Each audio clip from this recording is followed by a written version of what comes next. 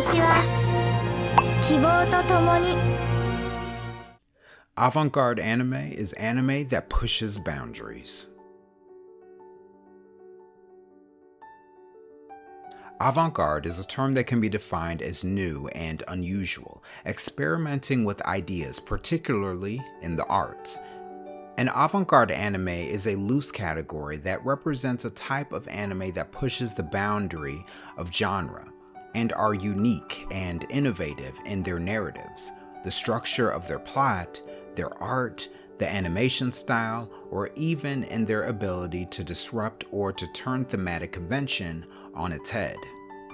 Avant-garde anime is a category that can be represented in essentially every genre that exists and cannot be defined by any one particular element or creative choice, because being innovative is the primary nature of avant-garde anime. What is considered avant-garde isn't particular to anime or animation itself, because there are always productions and movies being released every year that pushes the boundaries of convention, that are innovative and artistic.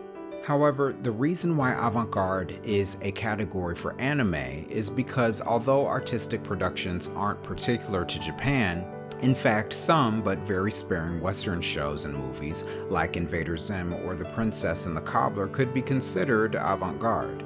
Anime itself has created a brand synonymous with pushing the boundaries of convention, particularly in animation. Western animation doesn't have clear genre because there are so very few new animated shows each year, and they all tend to stick to convention, so they're generally delineated by what age group is the primary demographic. Anime is typically more nuanced, more daring, more thoughtful, more honest, and more mature than animation that comes out of the Western world. So the reason why avant-garde anime is so popular and finds itself in its own category is because avant-garde anime takes the so often free, creative, moving elements that are so beloved in anime and takes them to the nth degree. It does this with narratives that are often confusing or frightening, with art that is perplexing and fantastical, and cinematography and animation that is jaw-dropping and exciting, much in the same way as Hollywood's and the world's most artistic and highly acclaimed live-action productions. Avant-garde anime that you'll enjoy may include Neon Genesis Evangelion, Perfect Blue, Paprika, Madoka Magica, Devilman Crybaby, Sunny Boy,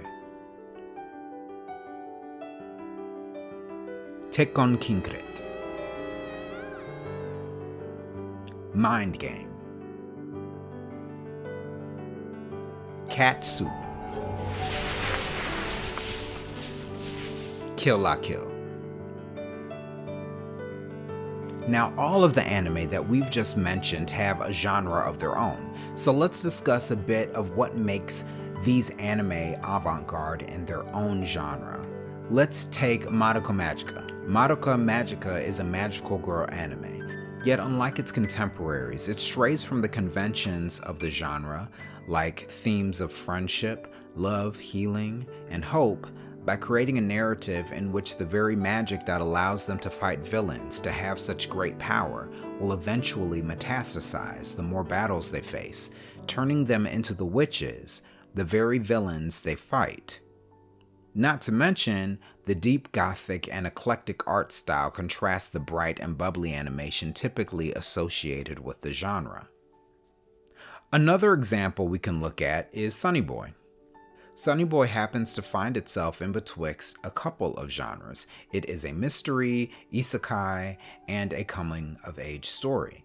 Yet, while many coming-of-age anime are also mysteries and isekai, Sunny Boy doesn't just blur the lines between the choices that the characters have to make, it blurs the lines of reality itself. Sunny Boy's main characters each have to decide in a new world with new rules and sudden superpowers Not only how to use them, but more importantly, how they can use the rules of this new world to get back home.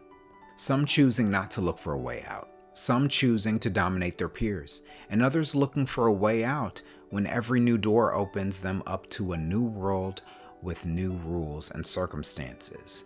And what home is and where they can find it isn't very clear. Clearly, every avant-garde anime doesn't qualify for this category for the same reason. Some, like Tenkon Kikret, fall into this category for its mood and overall narrative, while shows like Pop Team Epic fall under this category for its multiversal approach to sketch comedy. Some anime in this category can be fairly typical in most of their design, but really push the boundaries when it comes to one or two specific areas like animation or plot. Now, being avant-garde is not a judgment on quality. This isn't a genre of the best anime that have ever been made.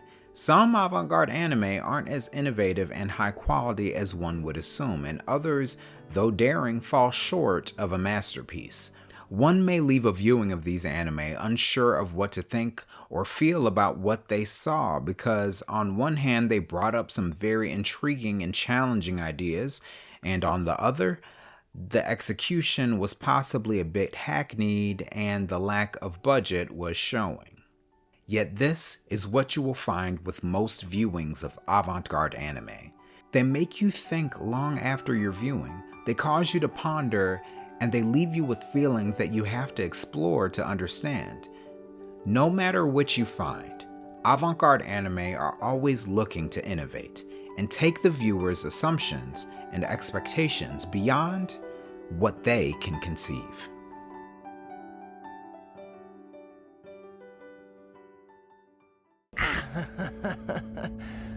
Come on, White. It's playtime.